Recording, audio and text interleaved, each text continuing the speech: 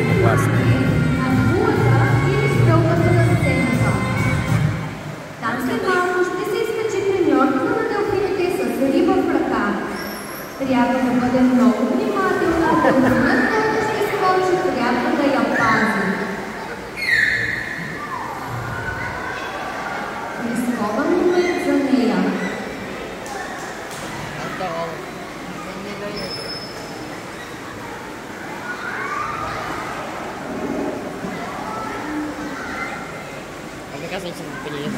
Браво!